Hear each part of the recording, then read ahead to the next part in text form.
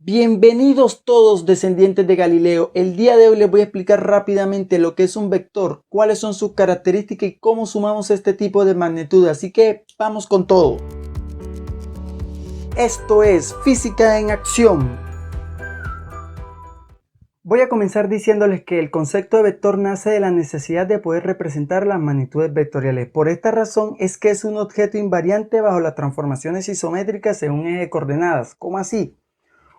Un vector es un objeto totalmente independiente de transformaciones como rotación, traslación y reflexión. Esta característica es la que lo hace tan importante y por esta sencilla razón es que nosotros podemos replicar experiencias físicas o de cualquier otra ciencia en Estados Unidos, en la China, en cualquier lugar del mundo y los resultados van a ser siempre los mismos. También tengo que decirle que los vectores se denotan o se escriben con una letra y un rayo, como se suele escribir normalmente en geometría. Por ejemplo, tenemos el vector velocidad, el vector fuerza, el vector aceleración y el vector desplazamiento, entre otros. Y además de eso, hay una parte muy importante y es que se representan con una flecha. Y normalmente aquí vienen una serie de inquietudes por parte de usted y te las voy a tratar de aclarar. Mira la siguiente imagen. Obviamente, una flecha es el objeto que más representa un vector porque tiene las tres cualidades: magnitud, dirección y sentido. ¿Cómo así? El tamaño de la flecha va a entrar a representar directamente lo que es la magnitud. Por obvias razones, el ángulo que forma con respecto al eje de las X va a entrar a decirme la dirección, mientras que la cabeza de la flecha hacia donde esté dirigido me va a dar el sentido. Y por esa sencilla razón es que una flecha es la forma más fácil de representar un vector. Por otra parte, recuerden que como les dije la vez pasada en el video de magnitudes escalares y vectoriales, que se los voy a dejar por acá, yo les estuve diciendo también que otra manera sencilla de representar esta dirección y este sentido es utilizando los puntos cardinales norte, sur, este, oeste, que me representan ángulos 90, 180, 270, 360 grados. ¿Listo? Pero quiero aclarártelo un poco más. Supongamos que te voy a dar un par de ejemplos aquí para que te quede claro esto de la magnitud, de la dirección y del sentido. Suponte que yo tengo un vector cualquiera que voy a denotar con la letra A. Y es ese vector que tengo ahí en negro. Y a su vez voy a escribir otro vector que voy a llamar con la letra B. ¿Listo? Que es el otro vector que está en rojo.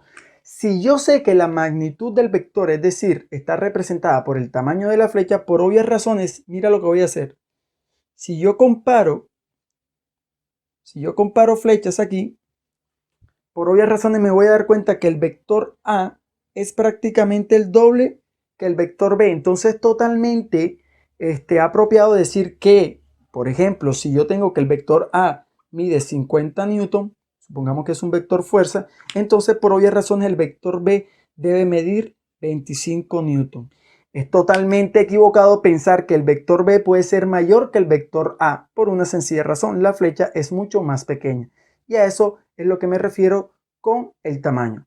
Obviamente la dirección viene dada por el eje o el ángulo que forma con el eje de las X, y el sentido viene dado por la cabeza de la flecha. Una cosa es el vector A que apunta hacia la derecha y otra cosa puede ser el vector C que apunta hacia la izquierda. Y obviamente también va a tener una representación por cuestiones de tamaño de 25 newton. Teniendo claro el concepto de vector, vamos a pasar a hablar de operación entre vectores. Pero tengo que decirles que por obvias razones, magnitud, dirección y sentido, operar vectores no es lo mismo como si estuviéramos haciendo operaciones con escalares. Por esa sencilla razón, mira lo que dice aquí: depende de la dirección. Y cuando los vectores tienen diferente dirección, hay diferentes métodos. Está el método gráfico, hay métodos analíticos que vamos a analizar en otra oportunidad. Te voy a dejar un enlace por acá después para que puedas ver ese video de cómo sumar vectores de diferente dirección. Entonces vamos a partir diciendo que dos vectores son iguales siempre y cuando tengan igual magnitud, igual dirección e igual sentido. Por ejemplo, si yo tengo un vector A y un vector B que por obvias razones tienen la misma dirección, ya que tienen ambos asociados a un ángulo θ, tienen la misma magnitud porque los vectores tienen el mismo tamaño, ¿cierto? Y tienen igual sentido porque ambas cabezas de flecha están apuntando en la misma dirección. Cuando estas tres cosas son idénticas, pues por obvias razones yo puedo decir que los vectores son iguales. Por otro lado tenemos vectores opuestos y yo puedo decir que dos vectores son opuestos siempre y cuando tengan igual magnitud, igual dirección, pero sentidos contrarios.